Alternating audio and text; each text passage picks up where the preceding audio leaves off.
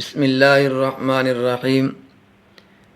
زکوٰۃ قمری حساب سے دینی چاہیے۔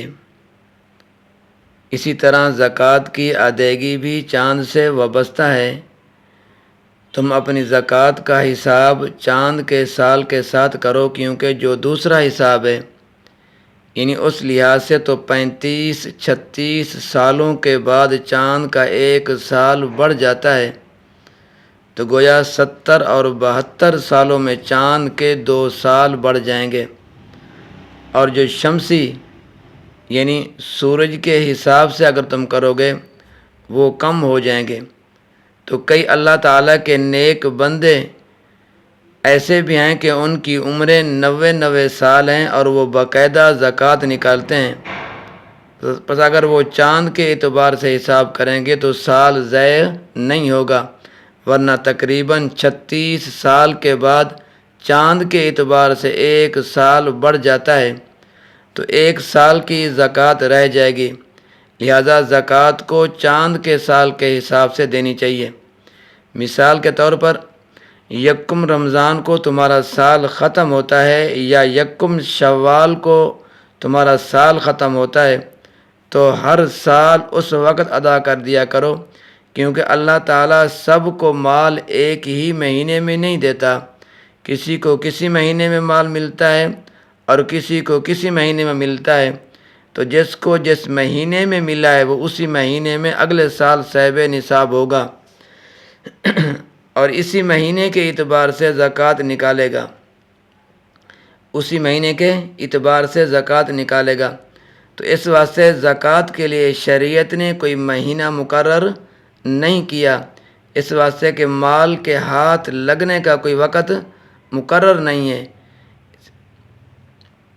اس لیے مسئلہ یاد رکھو کہ جب اتنا مال تمہارے پاس آ جائے کہ جس کی مالیت 52.5 تولے چاندی بنتی ہو، جو اس وقت تقریباً 5-6 ہزار بنتی ہے، تو اس شخص پر قرض بھی نہ ہو اور گھر کی ضرورتیں بھی پوری ہیں، اب یہ شخص صاحب نصاب ہے، تو اس کو چاہیے کہ وہ تاریخ نوٹ کرے کہ فلاں مہینے کی فلاں تاریخ کو میرے پاس 52.5 تولے چاندی کی مالیت کی رقم ہو گئی ہے، تو آئندہ سال اسی تاریخ کو سال مکمل ہوگا، بس اسی وقت یہ زکوٰۃ ادا کر دے۔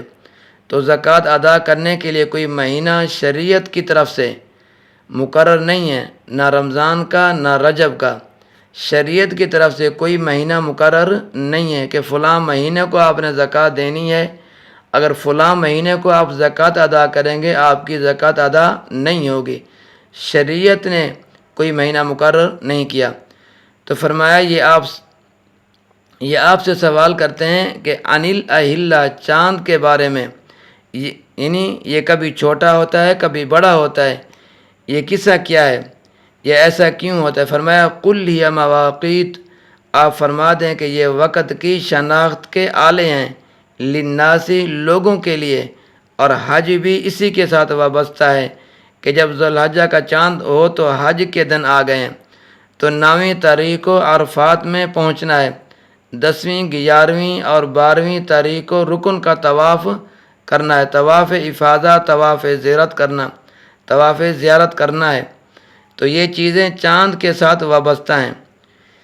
اسی طرح زمانہ جاہلیت کی ایک رسم آپ نے سنا ہوگا، فرمایا وَلَيْسَ الْبِرُّ بِأَن تَأْتُوا الْبُيُوتَ مِن ظُهُورِهَا، زمانہ جاہلیت میں لوگوں کا یہ دستور تھا کہ جب احرام باندھ کر گھر سے چل پڑے اور اگر کوئی آدمی کوئی چیز بھول گیا یا کوئی ضروری چیز یعنی کپڑے ہو گئے ہیں یا کوئی اور چیز بھول گیا ہے، تو فرماتے ہیں کہ وہ کچھ سفر کرنے کے بعد اس کو وہ فلاں چیز بھولی ہوئی یاد آ گئی کہ فلاں ضروری چیز تھی جو میں گھر میں بھول آیا ہوں، یاد آ گئی تو لینے کے لیے واپس آتے اور احرام بھی باندھا ہوتا، تو اب وہ گھر میں دروازے سے داخل نہیں ہوتے تھے، کہتے تھے کہ ہم نے احرام باندھنے کے بعد ابھی تک طواف نہیں کیا، تو ان دروازوں سے ہم کس طرح داخل ہوں؟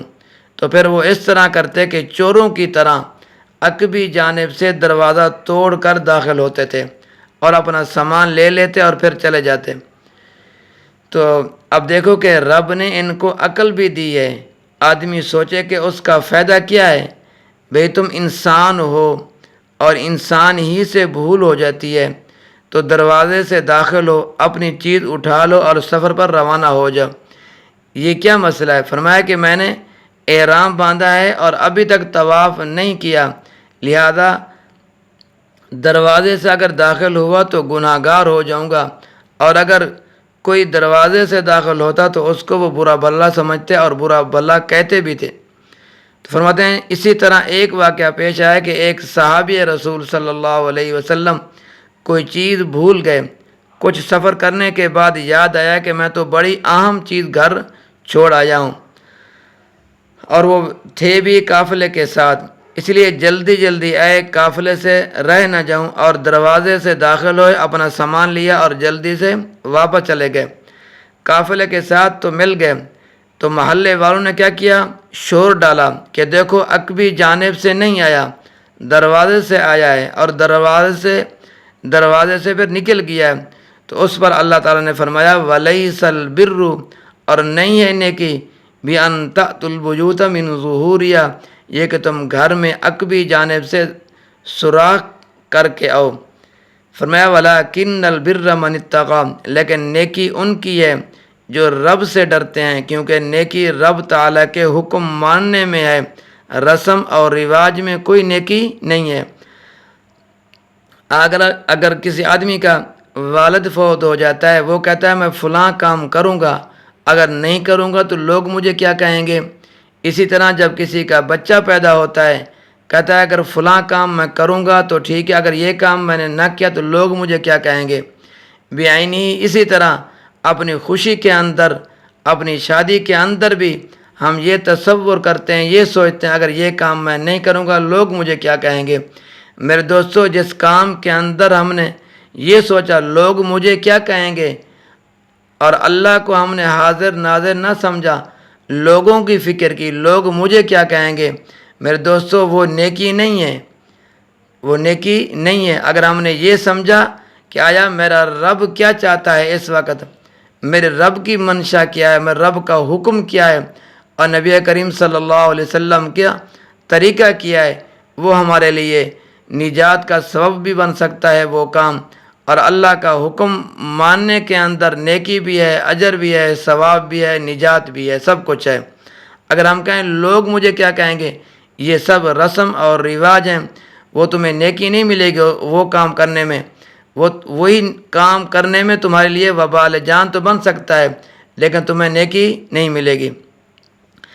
اگر فرمایا وَأْتُوا الْبُيُوتَ مِنْ أَبْوَابِهَا، اپنے گھروں میں دروازوں سے آؤ، وَاتَّقُوا اللَّهَ، اور اللہ تعالیٰ سے ڈرو، لَعَلَّكُمْ تُفْلِحُونَ، تاکہ تم کامیابی اور فلاح پا جاؤ. اللہ تعالیٰ نے جو احکام دیے ہیں ان پر عمل کرو جو کہ عین فطرت کے مطابق ہیں.